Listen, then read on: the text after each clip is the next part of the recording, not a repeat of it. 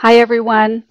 This is Sherry Cook, Senior Program Manager with AASLH. I want to welcome you to today's webinar, What is Visitors Count? I do want to remind you that we will be recording today's meeting so that if you do want to watch it later on or refer someone else to it, we'll send you the link after the webinar, and you'll have it so that you can watch it on demand, watch the recording. So again, welcome, and I'm happy to have with me today Deb Wilcox.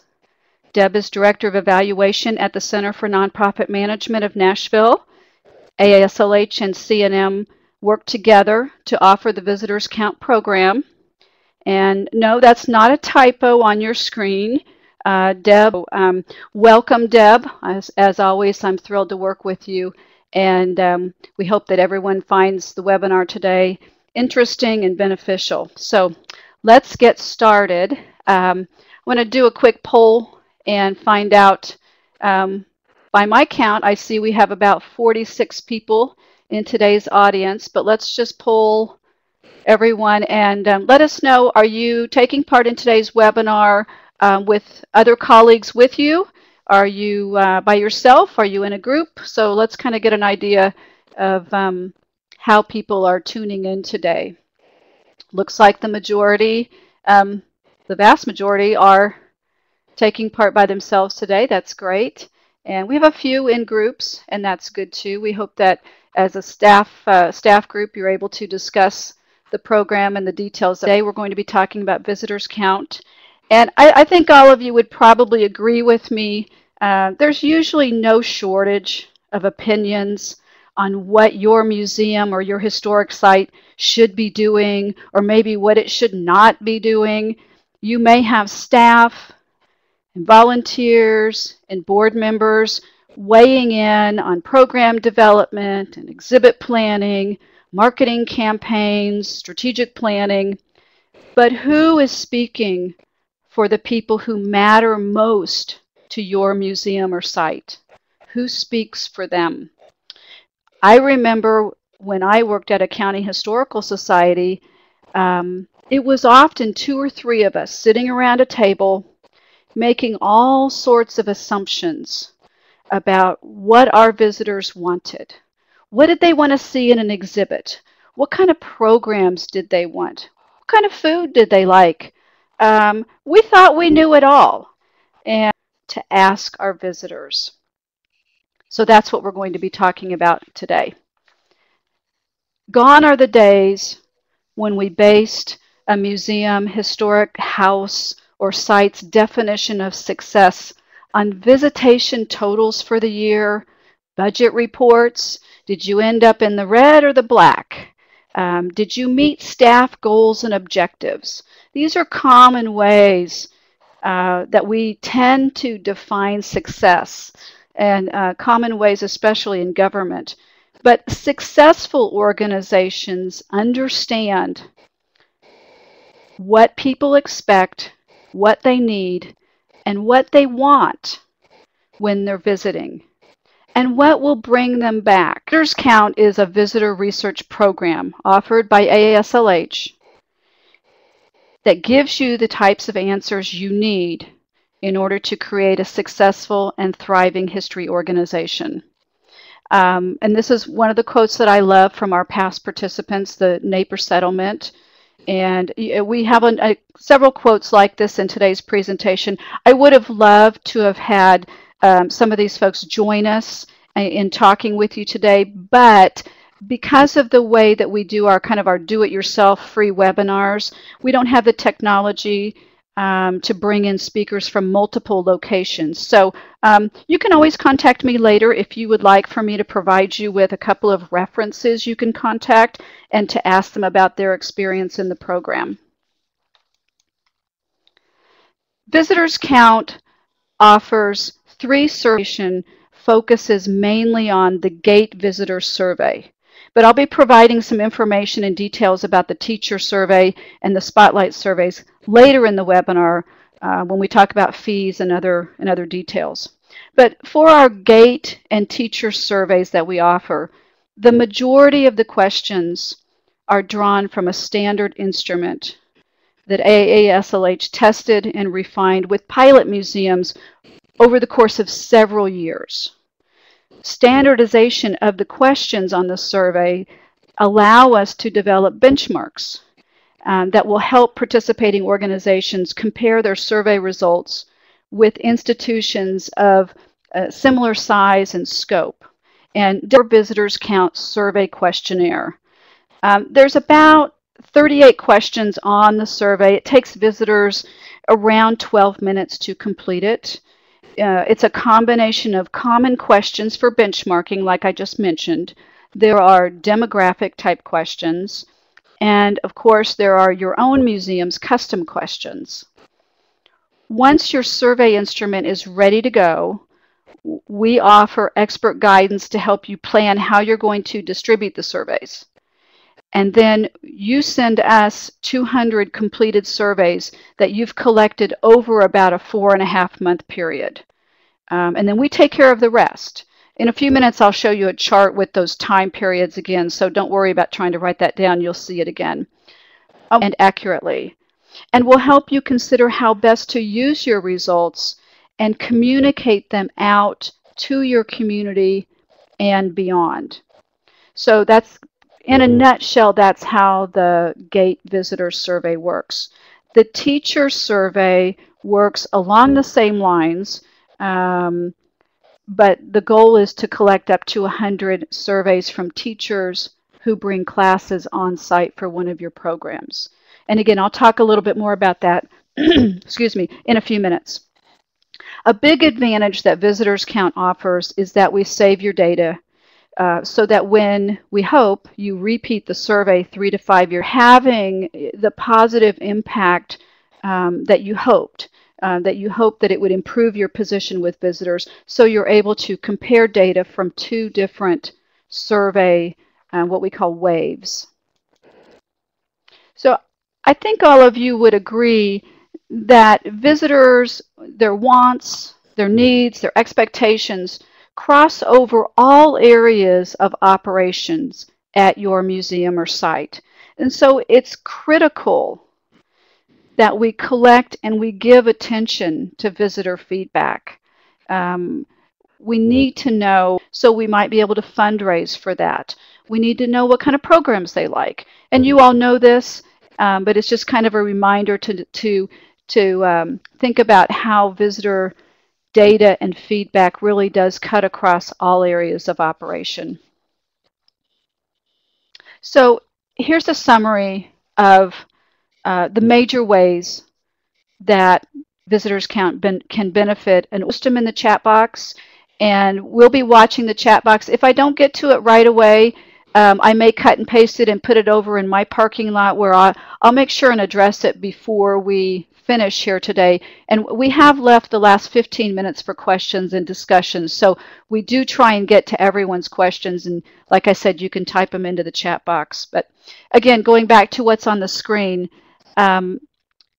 surveying visitors, and many of you know this, surveying visitors is as much about revealing your strengths, of course, from the visitor's point of view, what your strengths are, as it is learning where there are opportunities. Absolutely critical when you have limited resources of time, money, and staff. And I'm guessing that 99.9% of all of staff members, or between staff and board, of where you should be focusing those limited resources and focusing your efforts. And Visitors Count is very good at helping you pinpoint where those resources will have the greatest impact with visitors. We don't want to throw money or time at something that's not going to impact with visitors. And I say that I know there's always times when we have to put money into historic site preservation that do improve your position with visitors. I remember we had a participant tell us that prior to taking part in Visitors Count, her site had 3 top priorities that staff were absolutely committed to fixing. And yet, when they got their visitors count report, it revealed that one of those three priorities that staff thought was a huge problem for visitors was not a problem at all. Visitors, it didn't matter with them. It didn't affect their overall experience. So from taking part in visitors count, they were able to set that aside and focus their attention on what really mattered to their visitors. Now, I'm going to turn the mic over to Deb Wilcox, and Deb's going to tell you about some of the reporting specifics. And I think Deb wants to start off with a poll. So, Deb, if you are ready, if you'd like me to go ahead and pull the poll over, I will do that. Okay, have at it. Good afternoon to some of you, and good morning to others, I think, given the different time zones that of the participants. I'm really happy to be here and talk about visitors count. I get pretty passionate about it. If I get really excited, just kind of go with it because so many good things have come out of this, surprises too, I guess. And then we'll start talking about some of the things that were developed specifically to help museums, historical sites, organizations accomplish their missions. And most of the missions that people have shared with me involve the visitor. After all, if we have collections and just keep them in the closet, that doesn't do a whole lot in educating and bringing new audiences to share in our enthusiasm. So I'm going to wait a second for the poll thing to move on. And then I want to talk about some of the things that were developed in order to make our program unique. Thanks. On this slide, we've listed three things. One is the Proven Survey instrument, which I will go into more detail about the development of it, the testing of it, that kind of thing, form in the context of others like you in some way. And we'll talk about that specifically in a couple of slides. And then key drivers. And key drivers are those things that are unique to your site that kind of make or break the success of a museum visit among your audience. And we'll talk about those a little more specifically as well. The first thing I want to show you, this is just a snippet of a questionnaire. It's the first few questions off our questionnaire process they show on this slide. So forgive us, they don't look like that when you distribute them. We included kind of the top 4 questions so that you got an idea of what the questionnaire, what the questions look like, the form that the rating questions take. And we included the top 4. There's 26 that are common to all. They are questions that we ask across all kinds of museums, and we do that in order so we can, in fact, benchmark. So we have to keep some things constant. There is some opportunity to tweak those a little bit to make them work for you in your situation. And then, of course, we have the ability to add custom questions, issues that are important to you and in your decision making, but aren't covered in the common questions, if you will. Our questions are proprietary, so therefore we didn't offer you the entire questionnaire. But I think sites came to Nashville. They came from across the country. There were different types of museums and historic sites of different sizes, with different ideas of what a good questionnaire should look like, should contain, to offer to audiences that would have breadth in term of application. So we developed a questionnaire, tested it 1 year. I think the second year was right away. Then we took a year off and then tested it a third year. So that was basically the pilot testing procedure, we did change some of the questionnaire was designed to offer insight to each museum, to offer the capability to benchmark, to know how you stand versus other museums similar to you. Now, when I say other museums similar to you, we don't reveal anybody's specific information. So all of the benchmarking is done as a group. There has to be a group of them, 10 in fact, in order, five in fact to have a benchmark, and then 10 to do some other drilling down, so that we take very seriously that your data is yours and we don't reveal any of it. So I wanted to share that with you. The other thing that this questionnaire was designed to do, in addition to get feedback that would improve your visitor's experience, was also towards marketing opportunities. Maybe there's some things that can translate into really meaningful messaging for visitors and potential visitors. And the other thing that this group of 10 thought was really important is in Nashville, and we found that that's true when these data or these results have been used in fundraising efforts, for example. There's added credibility when it has the sort of visitors count seal of approval, if you will. So this gate visitor survey process, product service, went national in 2006, and then a couple years later we developed the teacher survey, and we went through very much the same basic procedure to do this. So in addition to the questions that you see on this slide, there are some categorical questions, there are some demographic questions, and finally there are some open-ended questions. I want to talk a little bit about benchmarks. We've talked about them, and it's a unique service that we offer. And what it does is it lets you see your performance, your rating, in the context of other museums that are like you in some way.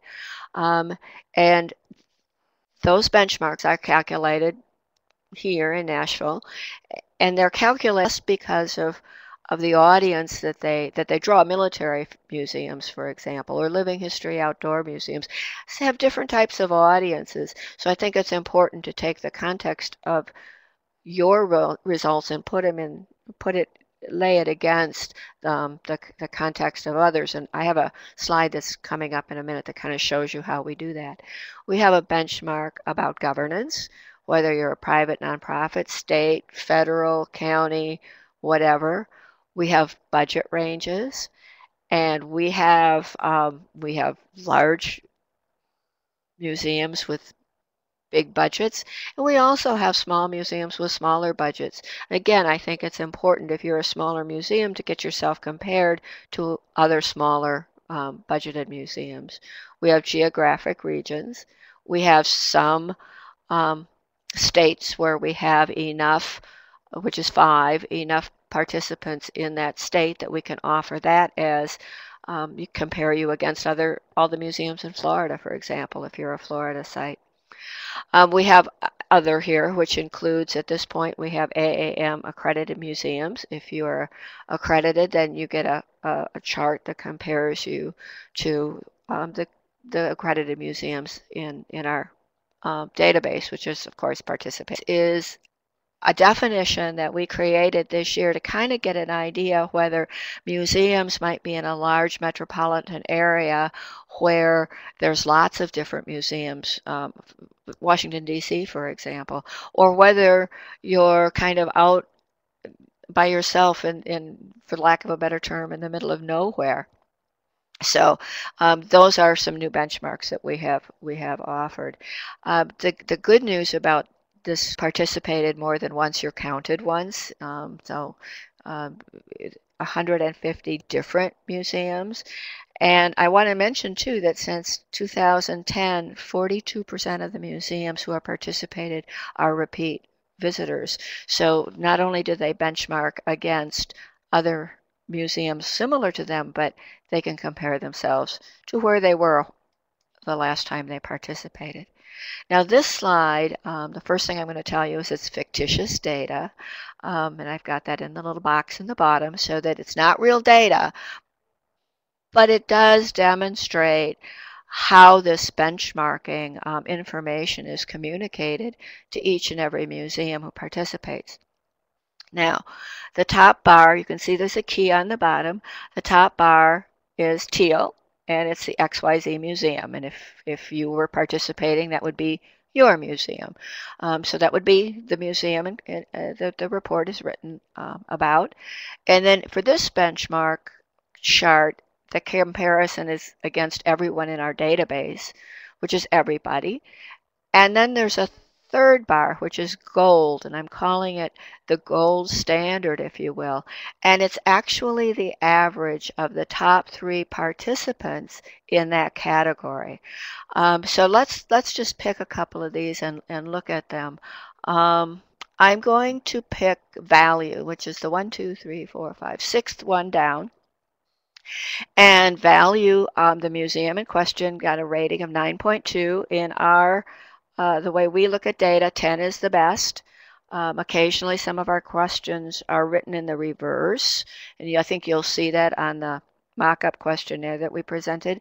And we do that for a reason. We do that so that it's highly unlikely that everybody would give all questions the response of a number 10, for example, or the best.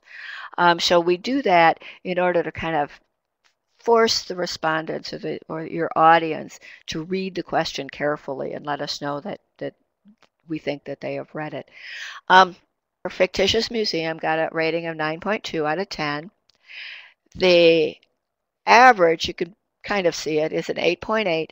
And that teal arrow, what that teal arrow does is it directs you to say, this is a statistically higher rating. This XYZ museum did better than our group of museums on the whole in terms of being a good value. In fact, if we go down to that gold bar, that 9.3, it's very close to being one of the top performers. So that might be something that this particular museum might want to talk about, might want to put in its advertising. If somebody was worried that maybe they were charging a little too much and maybe they need to look at that, I would tell them based on these data that it's not a problem. And then conversely, if the arrow is in the other color, which in this case is royal blue, it means that it's at a disadvantage. And again, these are fictitious data, so if they don't hold together piece by piece, don't worry about it because I purposely faked the data. I'm going to skip this slide and come back to it because it's a little bit out of order from what I expected. Another way to look at the same data, and actually this is a better way to present data to other people, is to look at the percentages of people who give a top rating, for example, which is the dark green, and there's a note in the footnote that says that. A good rating is a light green. A neutral rating is white, and a red is a red flag, and a red flag is something that warrants some attention. We work with museums and historical sites. At least half the time, what's amiss is not that something's physically wrong, but people don't know about it, appreciate it, value it, things of that sort. So it often is an issue of communication rather than an issue of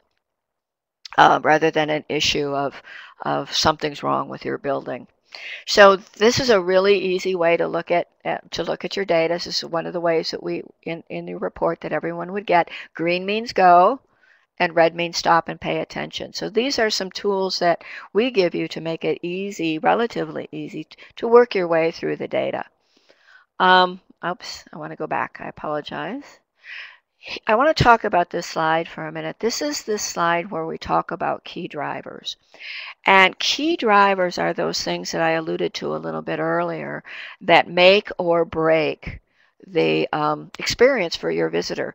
And I've looked at these data from more than 150. when you get your mark page, these are the things you want to go after. And if you're doing well in these unique for each museum, that these are the things that matter most in getting ready in your planning. We know that expectations shows up relatively frequently, not frequently, but relatively, to bring people in and then exceed them by a little bit, and you will leave them very happy campers. And what people expect varies from site to site. There's one more chart that I want to cover for just a second. In this case, and again, this is fictitious, so if it doesn't hold together, we're with the other charts, we're going to ignore it. That people in the summer gave their visit a higher value than did people in the spring, and figure out why that is. But looking at these kinds of charts tell you is whatever it is you're looking at, whatever the Q means question from the questionnaire on the chart, that, for example, is there a group of people that is bringing down my value score? And the answer in this case is yes, it's people visiting in the spring. We present the data to you this way with boxes and what's statistically different, so you know if there is a special group with which to focus. We do this on season. I've used weekday, weekend, on distance, first versus repeat visitor, by gender, by age group, whether there's a child with them or not. So you get kind of a well-rounded picture of what these visitors feel as specific groups.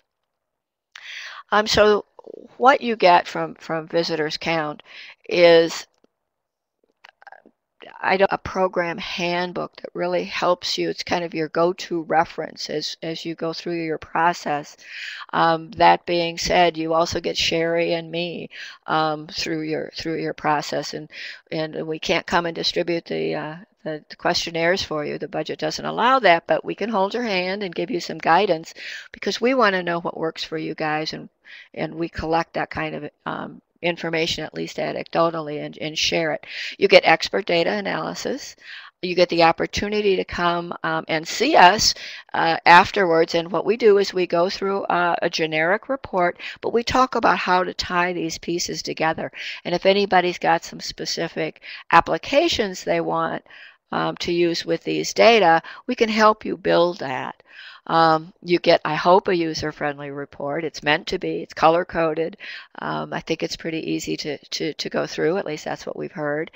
You also get some templates and worksheets that actually help you go through the report yourself, help you assign priorities, and also how to share the information when you get back to your site. The staff is usually eager to know what happened. Occasionally someone may not be, but for the most part they are. And then you have opportunities for additional advice and stuff from us as well. And Sherry, I think, talked a little bit about the preservation of the data.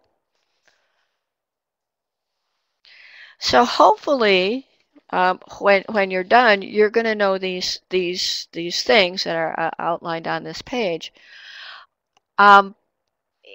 And the idea is that it will help you be better planners. It will help you. One of the things that we've learned through the data analysis process is if people go and visit a lot of museums, or people only go and visit a couple museums, they are equally enamored, or not, depending, with your site. So we know that even people who go to a lot of museums reset their expectation. And so every site has something of value, and those visitors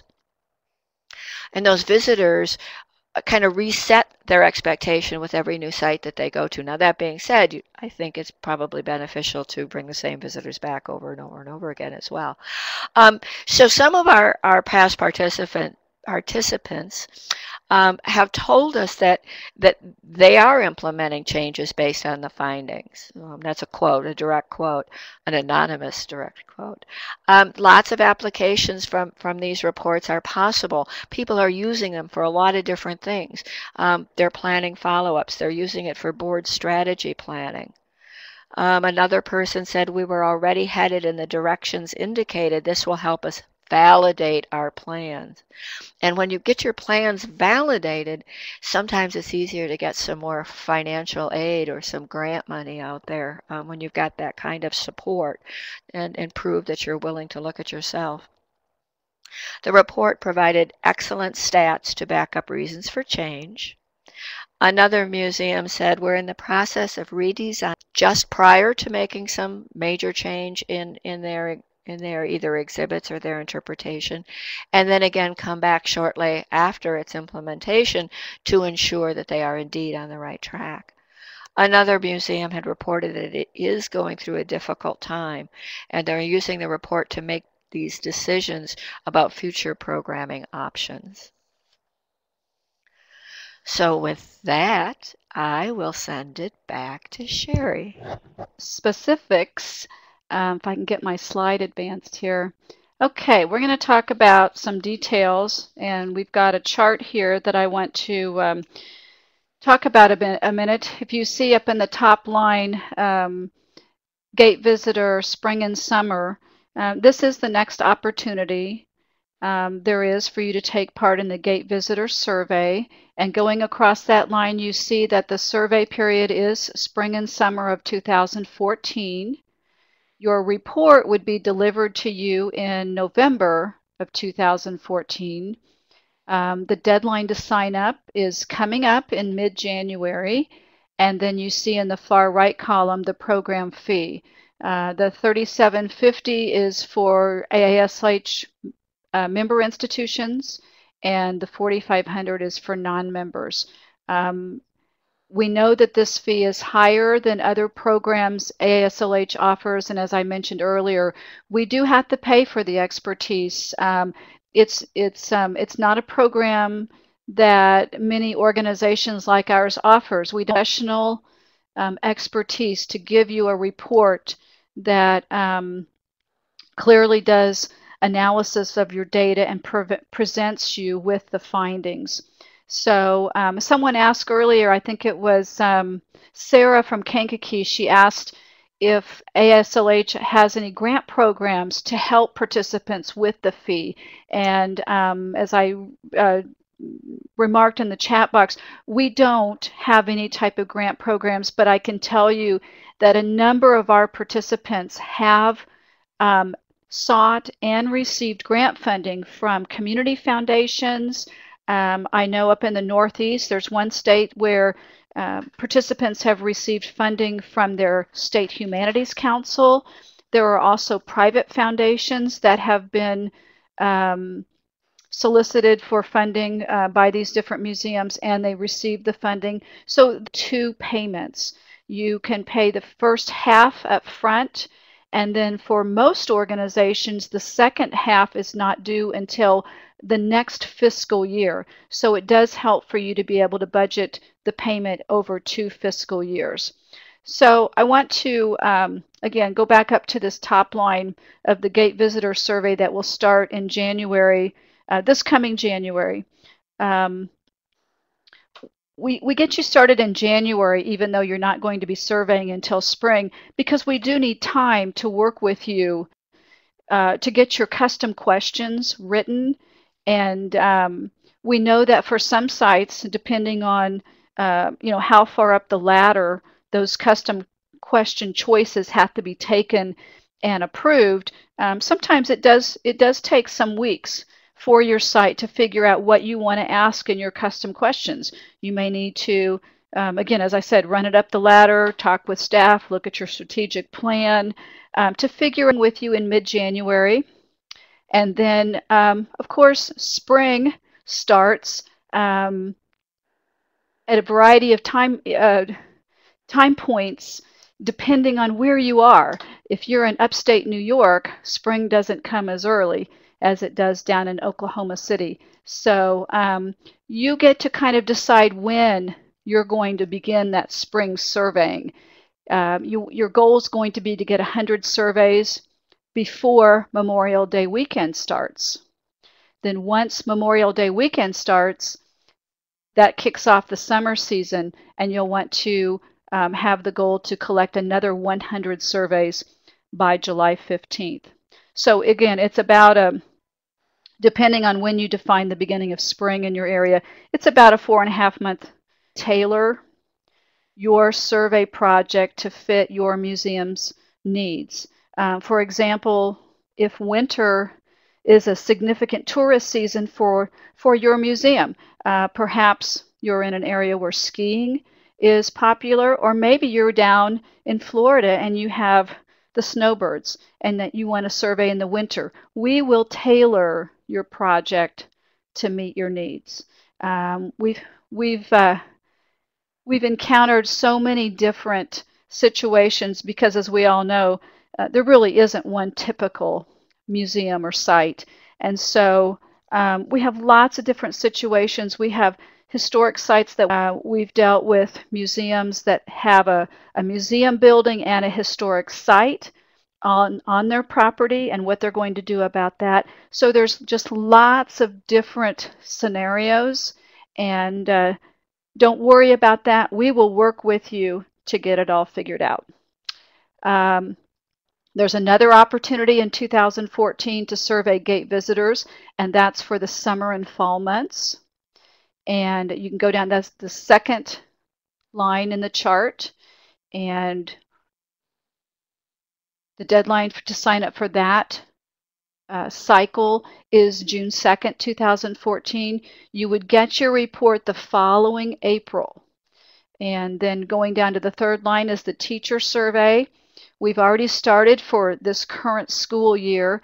If you're really set on wanting to survey for this school year, contact me. The deadline to sign up is August 2014, and you would get your report the following September. So the teacher survey process is longer. It follows the entire school year, and your goal is to collect up to 100 responses from teachers who bring their class on site for a program. And the third survey choice that we have is called the Spotlight Survey. And you can see that this survey does have the requirement that it's only open to institutions that have taken part in the Gate Visitor Survey program in the past 15 months. So Spotlight surveys help past participants to focus on one specific area. And right now we have 4 choices for those areas. They can focus on branding and marketing, exhibits, guided tours, and special programs or events. So it's a way for our past participants to choose an area and say, you know, they really want to look at some start to finish. It's about 8 weeks. So they're able to get some answers fairly quickly. The last thing I want to mention on this slide is that we do offer what we call managed groups, and that's where if you have a group of 10 or more museums or sites, maybe they're all in one state or city, maybe they're operated by one agency, or they have something in common like presidential sites or outdoor museums. We do offer special benefits for those groups, and they may qualify for discounts. We've conducted several of those groups in the past. We did a survey, a visitor survey for the Texas Historical Commission and 15 of their sites. They wanted to establish benchline data on all of their sites as they started to look at different marketing opportunities. And they did a survey together, and then so did 12 museums in Kentucky when they were getting ready for the Lincoln Bicentennial. Now, I wanted to mention also that Visitors Count is one program that AASLH offers. And again, we know that the fee is higher. So I wanted to offer one alternative or something else if you may not be ready to do Visitors Count yet. This last summer, some of our small museums with a special event survey. And you can go to the Visitors Voices webpage and read about it. You can listen and watch the recorded webinar on that. And so that is another thing that we offer. Also, the small museums community, if you are not a member of the small museums community and you consider yourself a small museum, I highly recommend that you join that affinity group and the Visitors Voices affinity group too. Both of them are free to join. They have lots of information and networking opportunities where you can talk with other organizations about visitor research. As we get ready for questions and discussion, I do want to say that there are lots of ways to use your visitors count data, and that's what our participants tell us. And you can see from the screen that the Museum of the Pacific War down in Fredericksburg, Texas, they found occupancy tax, and they reported to us that they were able to increase that share of the pie. We've had other participants tell us that their data has become an important foundation for their planning, their PR, their community relations. And so they do rely on their visitors count report to guide them in those efforts. So we want to hear from you now about questions that you have, comments, and we be happy to answer them. I'm looking up in the questions and I see that someone asked, I think it was Mark, the site itself. And yes, Marcos, you can ask about that in one of your custom questions if you want to ask questions about the website or anything else that the visitor did prior to physically arriving on site. You can do that in the custom questions. And I'm on. I want to add something to that. And for a while there, we were asking it fairly consistently. So we obviously can't tell you how many hits your website got, but how visitors have tended to use that kind of information is we ask if they visited the website prior to visiting the museum, and then asked things like, was it helpful? Did you find what you needed?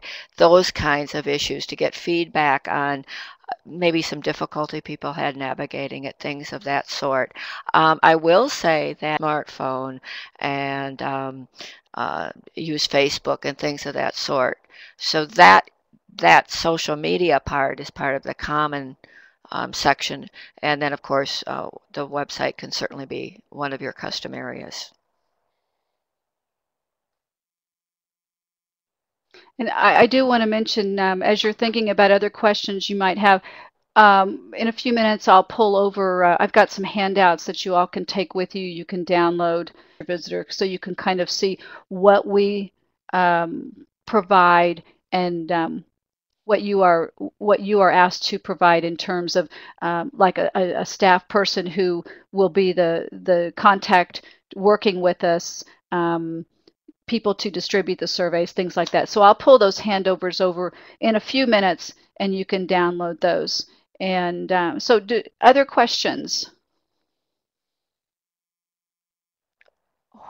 While we're waiting for questions for just a second, somebody had asked about the archaeological parks, and I think Sherry was right. We don't have enough to form a benchmark yet, but we're close if you consider we have a benchmark for natural history. We have a benchmark for there's a little bit of wiggle room in that in terms of the words that we use to put together a benchmark. So I hope that helps.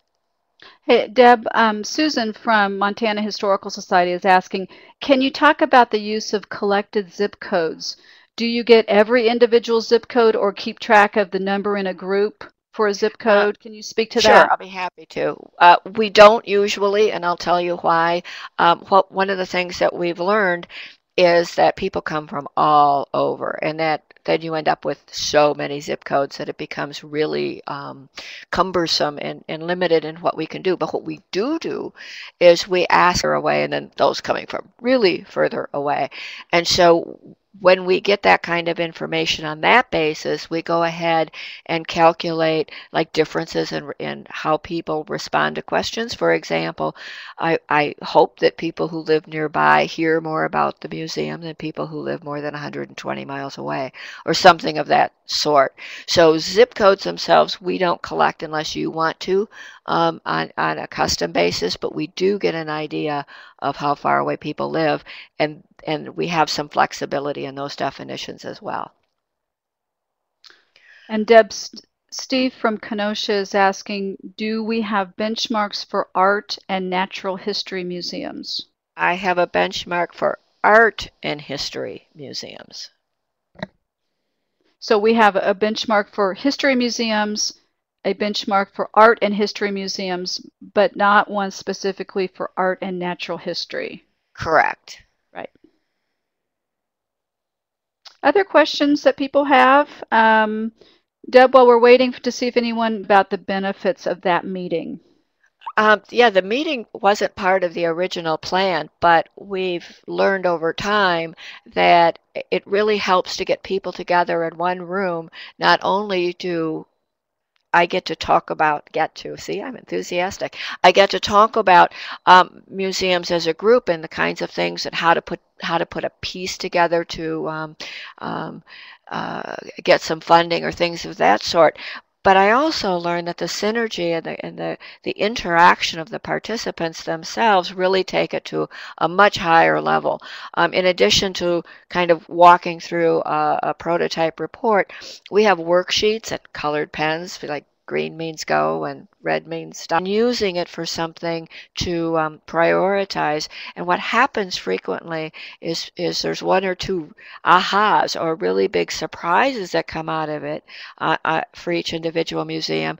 And then usually there's a couple, I knew it, I knew it, I knew it. So that's part of it. We also go through some of the other templates and things that we make available to you that you can use or not, up to you, that might help you convey the message up or downstream, whichever way you need to go. Deb, here's a question. This is a good question from Steve in Kenosha again. He says, is the survey written only or electronic that we can link to our website? It is a process. Part of the benchmarking capability is based on pretty much everybody doing roughly the same kinds of things in terms of distribution. And although a lot of people do have access to websites, we don't know exactly when they went to the museum. We don't know how far afterwards that they actually completed the survey. We don't know who's completing the survey. So by doing it paper on site, and I see the question that follows about recommending incentives, and we call them incentives, but they're really thank you gifts. Maybe if it's a historic house, we've had really good luck with offering a glass of lemonade while people take a few minutes to fill out the questionnaire. We learn if they take them with them, they may not fill it out. Whatever Sherry works out with you on collecting the information, give them a little something to drink while they're filling it out. The kids maybe something to color while the parents are filling it out. And we know that visit then is pretty fresh in everybody's mind. And we find that with that little bit of a thank you, that most people do agree to participate. We get very, very few who quit midstream. They get to put it in this envelope and seal it, so they feel very comfortable in the anonymity of it all. So we still do it that way, and I think for really good reason. I realize it's not the high tech, but when you look at how many people who visit your museums are not really high tech, that we're learning from catching and collecting the social media stuff. One or two more questions before we reach our time limit. I do want to ask you to please give us feedback on your webinar experience today. You see the link at the top of the screen. Please take a minute to go to that survey and answer a few quick questions.